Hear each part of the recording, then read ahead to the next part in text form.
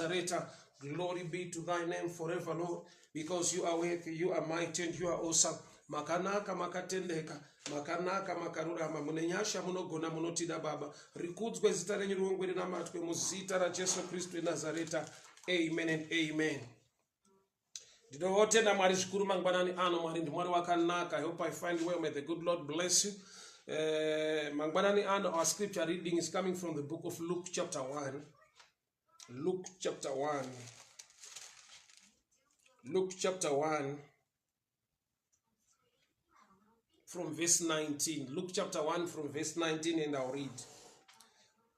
The angel answered, I am Gabriel. I stand in the presence of God, and I've been sent to speak to you and to tell you this good news. And now you will be silent and not be able to speak until the day this happens, because you did not believe my ways, which came to you, which will come true at their proper time. Meanwhile, the people were waiting for Zechariah and wondering why he had stayed so long in the temple. When he came out, he could not speak to them. They realized he had seen a vision in the temple, for he kept making signs to them, but remained unable to speak.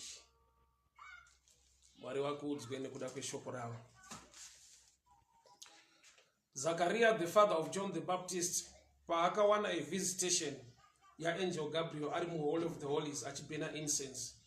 He came out with two things. He came out with the assurance, with the promise yekuti uchava nemwana achanzi John. Uye akabuda aine a challenge Dambudziko rekusagona kutaura. Akabva anzi, you will speak when it shall come to pass. Uchataura, uchasununguruka kutaura kwako, mazuva achaberekwa mukomana. So Zachariah, the father of John, came out of the Hall of the Holies with the two things: favor and the challenge. Favor and the challenge. Favor and the challenge. I know that people were waiting for him to deliver a message, but he could not. Babarat Abuda, he was doing a sign language, and people knew that he had seen a vision in the temple. So Zachariah une a challenge, uye une a blessing. I've come to talk to somebody this morning. The visitation of God, there are two things that will happen to you, and you need to understand and handle them with wisdom or with understanding. Why? It is also the presence or the blessing of the Lord. You're not gonna challenge attached. People will not stand with you, people reject you, people will rise against you. Maybe it's just an attack. But pane inenge attack yakatakura a blessing yaonogona kuzonzwisisa later. Zachariah, the father of John, api waropafadze kunzi aiwa muchava nemwana uye mwana muchamupatsira kuti John. Vagara mu marriage for a long time vasina mwana. Breakthrough pa yakauya iri accompanied ne breakdown. Most of the times when we face challenges, most of the times when we come across challenges in life, we only think that we are under attack. But there are times the visitation of God upon your life, see when something.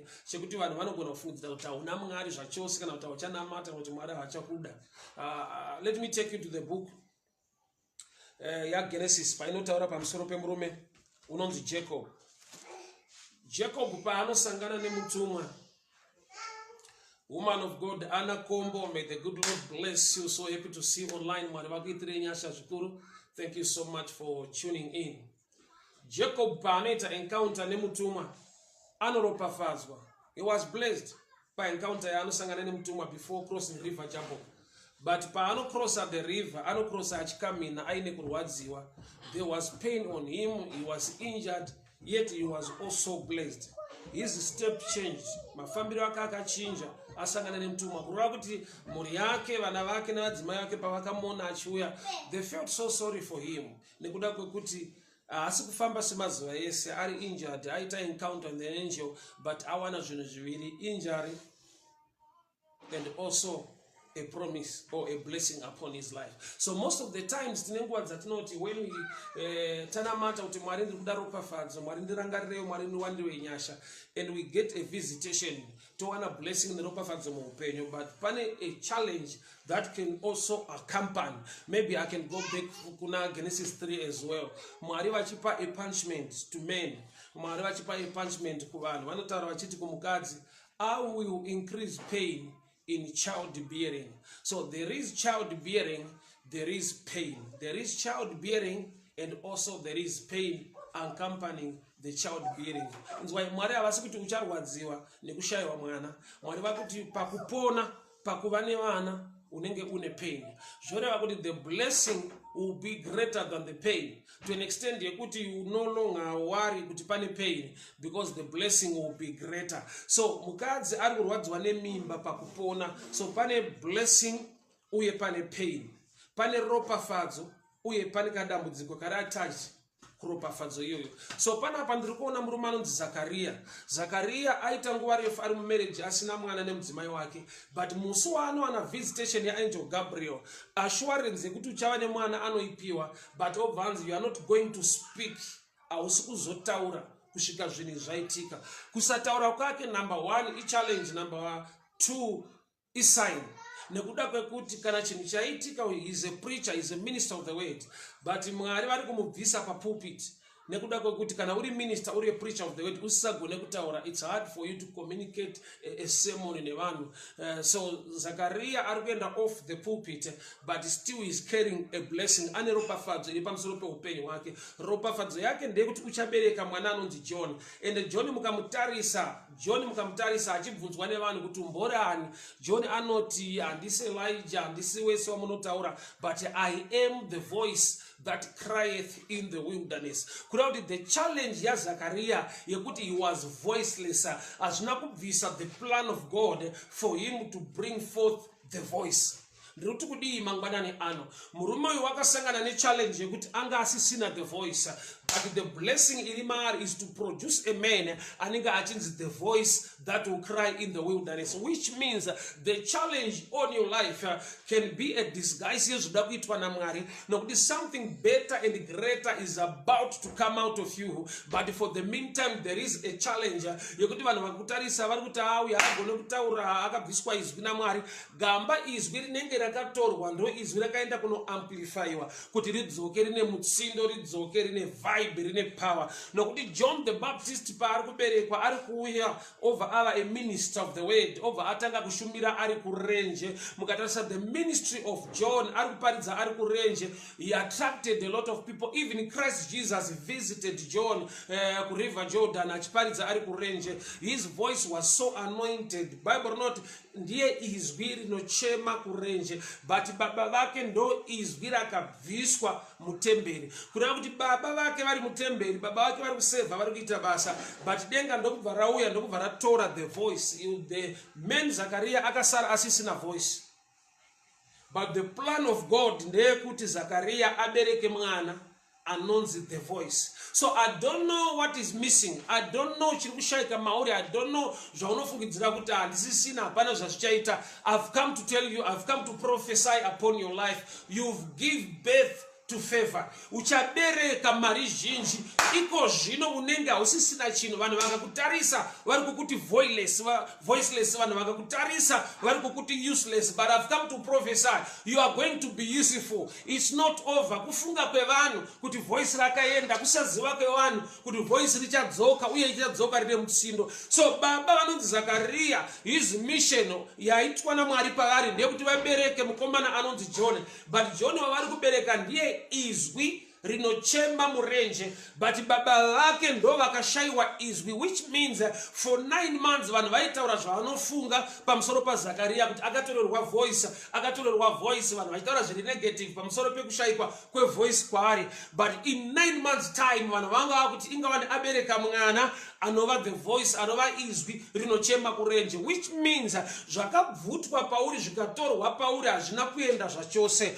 God is about to do something better and greater. Panenge pari kuitika sekunge pari kupazwa imba kuti pavakwe imwe imba hombe. So there are times yekuti Mwari vanenge vari kubvisa zviripo kuti vaunze zviri better, zviri greater. I don't know whom I'm talking to. Pane zvakabvutwa zvikabva pauri. Do not worry. God is about to surprise you. There is a miracle, there is a blessing that is about to locate you. Kuda kuti Mwari vari kupaza kamba karipo kuti vavake imba hombe inotyisa. So there are times yekuti baba vanonzi Zakaria ndiwe ndini tine challenge yatinayo, but Mwari havana kutirasa, havana kutikanganwa. Something better, something greater is about to come upon your life.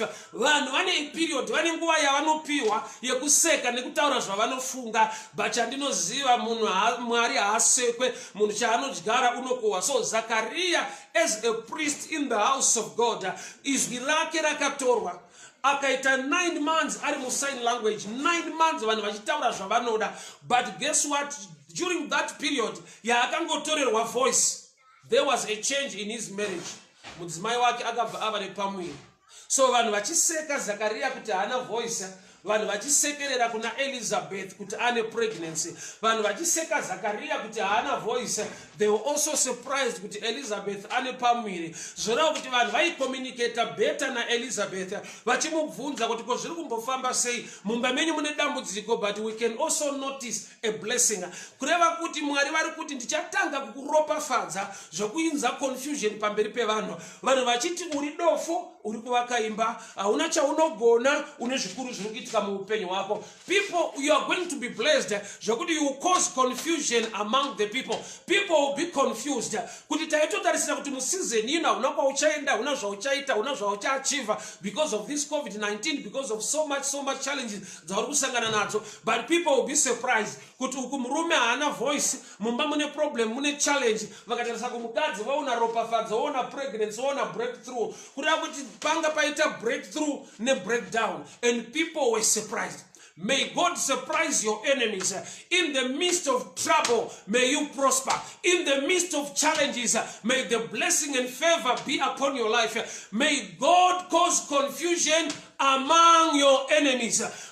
Manu dzako ngadzishoke, ngadzisurprise kuti munguva ino yatinotarisira kuti tapedza newe, voice raenda tapedza newe, papupita uchabira iwe Pastor Zakaria, but they will be surprised kuti pane a blessing and a favor and a breakthrough yaloketa muri yekwako. Mwari ngaaropafadze muri yekwako. Vanhu ngavati vakatarisa iwewe, nyangwe vakaona kusafunda, ngavaone zvinhu zvinotaridza nyasha nekugona kwaMwari muupenyu hwako. Vanhu vanoti vakatarisa iwewe vaona kusarongeka, vanhu vakatarisa iwewe vaona kusagona, vanhu vakatarisa iwewe vaona munhu anonziwo murwere zvake, but vakatarisa maprojects nebasa rauri kubata, they will be surprised. May the Lord confuse your enemies. May the Lord confuse those who are against your life.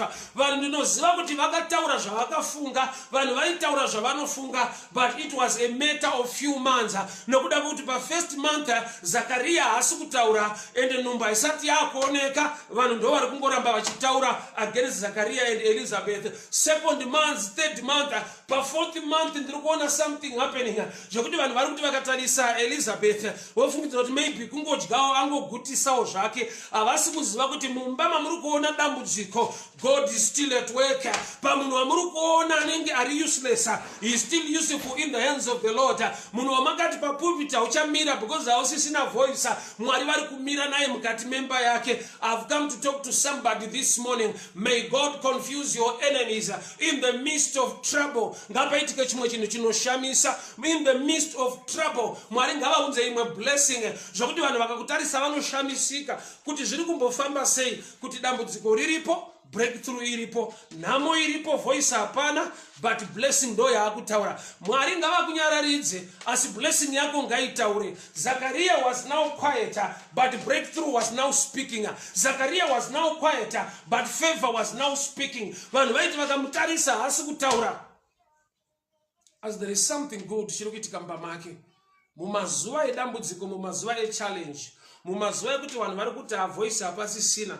Unoziva here kuti kana munhu ane dambudziko aine a challenge, especially ari a pastor or a man of God, a woman of God, people will think kuti ari under punishment nekuda kwekuti anofunga ane zvinhu zvaakaita akatadzira Mwari nekudii. But uchaona kuti at this time, at this point, people were saying something against this man. Why? Nokuti encounter yaakaita mu Hall of the Holies yanga iri so personal. Hakuna vanhu vakazviona, hakuna vanhu vakazviziva. But chinhu wani chaingozikanwa naZakaria bedzi ndechekuti hongu handisi kutaura asi ndichataura, nekuda kwekuti problem yake yanga yakaiswa expiry date, nekuda kwekuti mutumwa akataura kuti pachaberekwa mwana your voice will come back. Pauchava nemwana uyu izwi rako richadzoka. So dambudziko rake rine expiry date. I don't know whom I'm talking to, but the problem we are facing today, there is a time and a season you shall come to pass.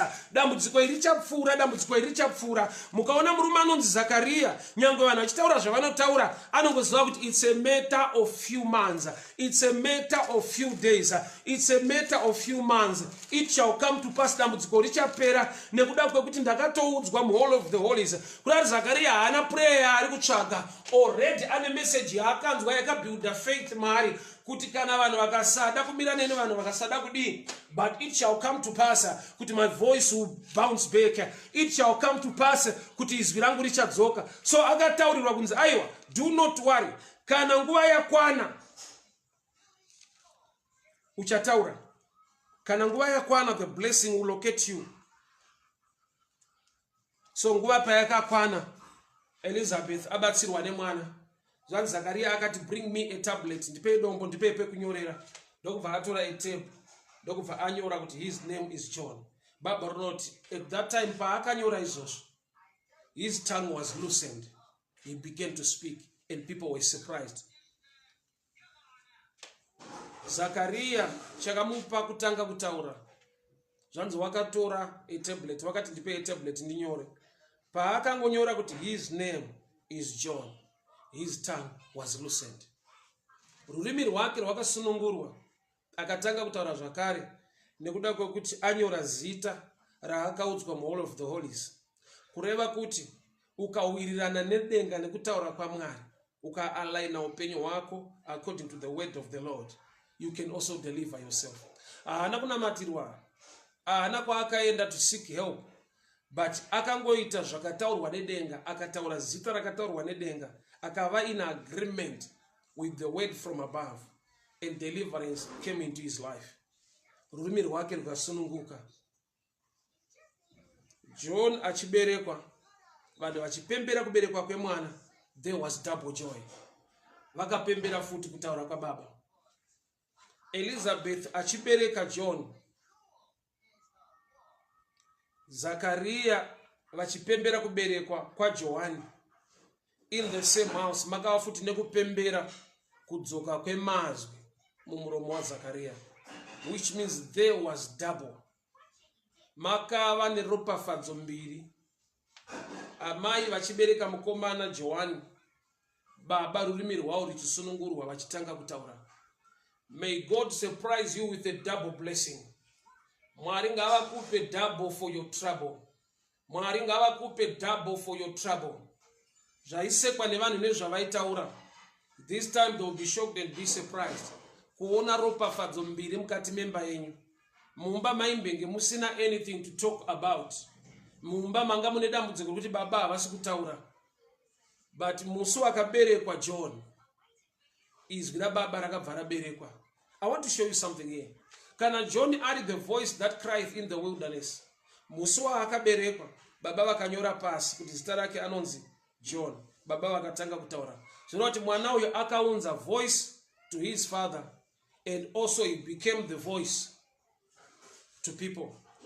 Kuberekwa kwa John kwakaunza breakthrough muupenyu hwababa vake. People of God, hear me very well. Pane zvisimo muupenyu hwako nhasi. Pane zviri kushayikwa mukati mefamily yako, mukati mewanani yako, mukati mebasa rako. Vanhu vane zvavanofunga, vanhu vane zvavanotaura, but it's a matter of time. There is double blessing that will hit you. There is double favor that will come into your life. Kudenga kuna Mwari ane nyasha, kudenga kuna Mwari wakatendeka. chakabviswa muna Zakaria chakadzoka muna Zakaria, uye pakava neropafadzo pamwanakomana waZakaria anonzi John. People of God, hear me very well. Munhu, Bible rinoti faith comes by hearing, and hearing by the word of God. Zakaria ari muhall of the holies ane message yaakaudzwa isina ani naniwo zvake panze akanzwa. Jacob asangana nemutumwa akaropafadzwa. Vanhu chavakaona kukamina nekutadza kufamba, chavasina kunzwa zvakataurwa nemutumwa to Jacob. Vanhu chavakaona pana Zakaria sign language kutadza kutaura, chavasina kunzwa chakangonzwika bedzi na Zakaria. Faith comes by hearing, and hearing by the word of God. Kureva kuti vanhu vane zvavanogona kutaura, but ziva zvakataura Mwari wako.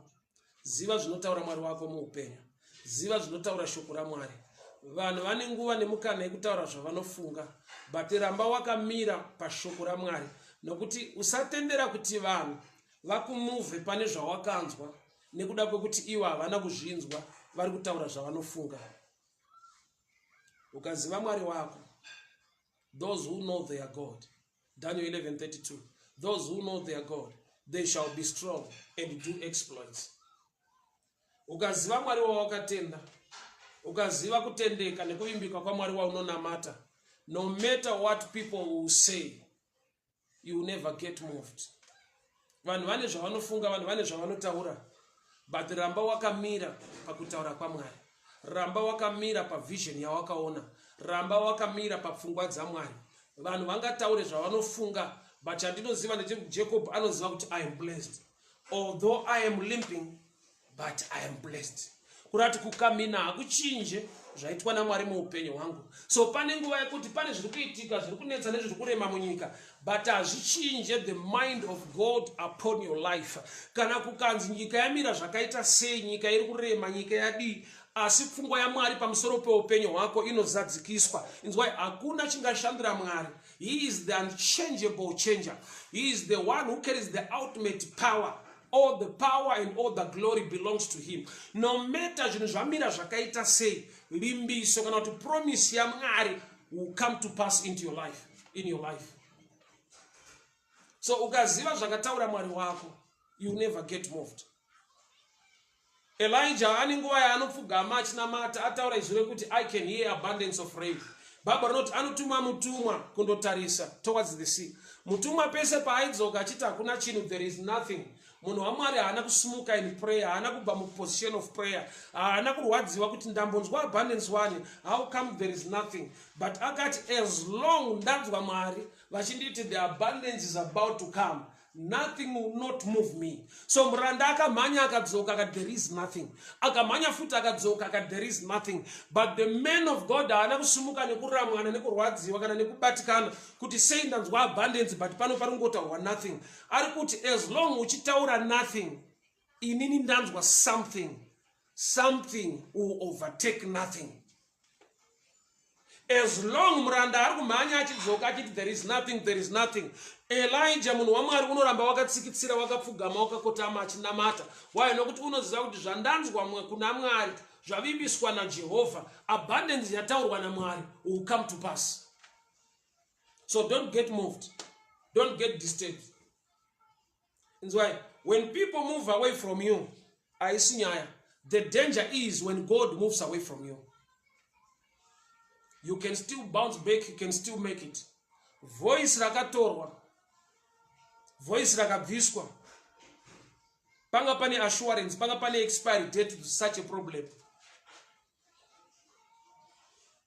So murume waitoziva kuti kana vanhu vakasamira neni, kana vanhu vakasandida, kana vanhu vakanditi zvapera kuna kwavachaenda, Angel Gabriel wakataura kuti it shall come to pass kuti kana mwana uyu aberekwa, kana mwana uyu aberekwa, the voice will come back. People of God, hear me very well. Kuna Mwari unogona kuconfuse my name is ako. Ipo panguva yekurwadziwa, panguva yekuremerwa nenguva yekunetseka, you can still also receive good news. The blessing of the Lord can locate you. muimba imwe chete maamune mudhara asiri kutaura ndo mumba manga mauya breakthrough yekuberekwa kwemwana. Elizabeth was now pushing. Elizabeth was now pregnant.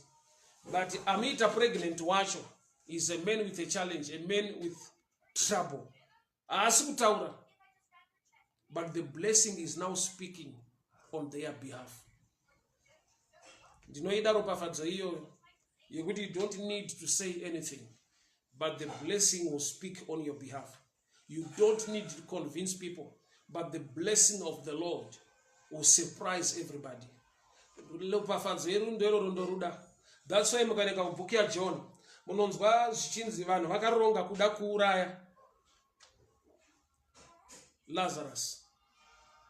Vanhu vakaronga kuda kuuraya Lazarus. Why? Say vari kuda kuuraya Lazarus. He was not a minister, he was not a preacher of the gospel. He was a quiet man. So vanoda kumuurayira ichichi aita Lazaro. Vada kumuurayira kuti vanhu vaakuziva kugona nekunaka kwaMwari nekuda kwekuti akamutswa kubva kuvakafa. So nekuda kwemiracle yakaitika paupenyu hwake, they became jealous. Which means Lazarus pese paaifamba haana zvaaitaura. Vanhu ndo vaingokwenyana. Utanga kutaura kuti asi Jesu akaoma asi Mwari anogona. Murume uyu 4 days ari muguva. Aparara apera basa. Akutonowa. But he's back to life. Kureva kuti Lazaro kuwaya kwaaita kungofamba kwaaita kwaikonzeresa. He was blessed to an extent yekuti haafanirwi kutaura anything. The blessing will speak on his behalf.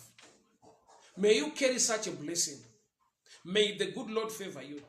Kuti vanhu vachitaura zvavanotaura vachiita zvavanoita against your life, the blessing will speak on your behalf. Vachitaura zvavanofunga vachirwisa upenyu hwako vachikumukira, but the Lord God will continue to bless you and favor you. May the blessing speak on your behalf. May the blessing of the Lord speak on your behalf. Mwari ngaakuropafadze zvinooneka. Kana vachigona kuona kuti hauchataura iwewe Zakaria, ngavaone futi zvimwe kuti kutaura haasi kutaura, but mudzimai wake anenge ane pamuviri, but mumba make munenge maane shanduko, but pane zviri kuchinja mukati mewanano yake, pane favor iri pamusoro peupenyu hwake. Hongu Zakaria haasi kugona kutaura, asi kune ropafadzo yaakutaura mukati memba yake. May the Lord God bless you to an extent yekuti you are not going to say anything, but the blessing will speak on your behalf. Wanda Kwatiringa, may the good Lord bless you. Nokutula Sbanda, may the good Lord favor you. Mbima Isera, may the good Lord bless you. Tatenda Pedzisi, may the good Lord bless you. Maribaki Nyasta, Honest Machiridza, may the good Lord bless you. Woman of God, Maya Rwadzi, may the good Lord bless you. Rachel Muzimba, Maribaki Nyasta Shkuru, my Joylin Mashaya Mombi, my Noku, may the good Lord bless you. I'm so happy to see you online. Mwariweru gari wakuchengete, mwariwenyasha wakugonese favor. Pane zvamurubata favor mukati meupenyu. My situation, may the good Lord bless you. When ndimo hau mwari vakuitire nyasha, mwari vakugonese Great Piri, may the good Lord bless you. Evangelist, may the good Lord favor you. Thank you so much for tuning in. Shamiso Jake, may the good Lord protect you and bless you. My Jojonya Utore nyasha dzwanzwe, mwari vakuchengete, mwari vakugonese. Thank you so much for tuning in. So message yandinayo nasi, message yanandichishare ine chikuita neropafadzo. But kutanga kweropafadzo, Brian Mafua, God bless you. Pauline Mdikani, may the good Lord bless you. Kutanga kweropafadzo ya Zakaria kunotanga ne a picture of a problem. Kutanga kweropafadzo muupenyu wa Zakaria kunotanga ne picture inenge dambudziko mu community, mu society, ku church, pakati pevanhu. Why? Because akabuda mu Holy of the Holies ane zvinhu zviviri. Anga asisagone kutaura, but still was blessed. Anga asisagone kutaura, izwi asisina chikonzero, izwi paratorwa nedenga, Mwari chavanotora mauri, nyika inoona kutorerwa, nyika inoona chabviswa, nyika haizive zviri kuitwa. I'll repeat this. Mwari pavanotora chinhu mauri, kana pasati pauya favor, kana kuti reason sei vatora chinhu ichocho, people will feel sorry for you. People will say whatever they want to say, because vari kuona subtraction, vari kuona kutorerwa. But it's a matter of time. Mwari havasekwi. Munhu chaanodyara unokohwa. Mwari chavanotora pamunhu, havatore nekuti havana. Vanotora nekuti munhu ane zvaasina zvinoda kugadzirwa nechatorwa. Mwari pavakatora rumbabvu rwaAdamu, vakadzoka nemudzimai wake Eve.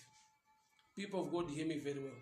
Zakaria voice parakaenda, voice parakatorwa nedenga, akabereka mwana anonzi the voice, which means there was a voice that was missing. Raida kunyatsogadziridzwa kubva pavoice riri available. Voice rakatorwa ndera Zakaria. Voice rakadzoka rakauya riri double package. Kune voice rakaenda kumwana wake akazonzi the voice John the Baptist. Iye ndokubva adzorirwa rake voice. Mai murira nyamunda, I welcome you, may the good Lord bless you.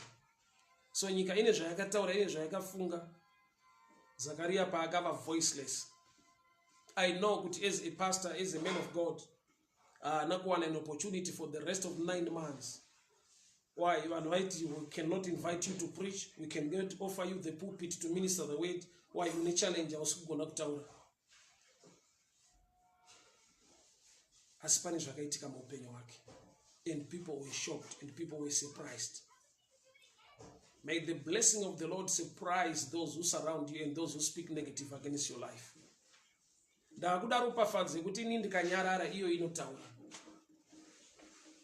That level of blessing is so good.